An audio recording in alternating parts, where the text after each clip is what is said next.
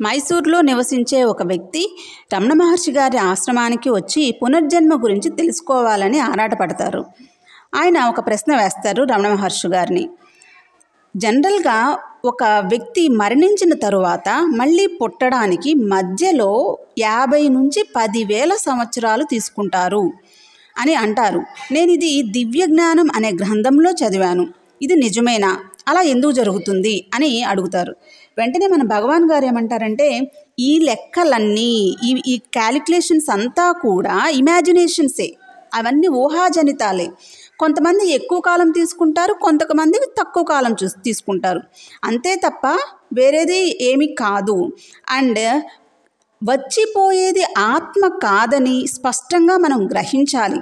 అది కేవలం ఆలోచించే మనసు మాత్రమే ఆ విధంగా వ్యక్తిని ఆలోచింపచేస్తుందన్నమాట. సో ఇక్కడ ఒక వ్యక్తి మరణించిన తర్వాత కొంతకాలం ఒక బ్లాంక్ స్టేట్లోకి వెళ్ళిపోతారు. అంటే ఒక గాఢ స్టేట్ అనమాట అది. ఇక అక్కడ ఎలాంటి శరీరం ఉండదు, ఆలోచనలు ఉండవు. అది కొంతకాలం తీసుకున్నాక అక్కడ అతను చేసినటువంటి భూలోకంలో అతను చేసినటువంటి కర్మ అంతా కూడా ఫినిష్ అయిపోయింది అన్నప్పుడు ఇక మళ్ళీ భూలోకంలోకి మళ్ళీ ఇంకొక కొత్త శరీరంలోకి ప్రవేశించడానికి వచ్చేస్తారనమాట. సో అదంతా కూడా మన యొక్క ఆలోచనల మీదే ఆధారపడి ఉంటుంది. సో మామూలు జ్ఞానికైతే ఇదేమీ ఉండదు, ఆలోచనలు అనేవి ఏమీ ఉండవు, పూర్తిగా పనిచేయడం మానేస్తాయి అన్నమాట. మనసు పూర్తిగా అణిగిపోయి మరణించడం అనమాట ఒక జ్ఞానికి.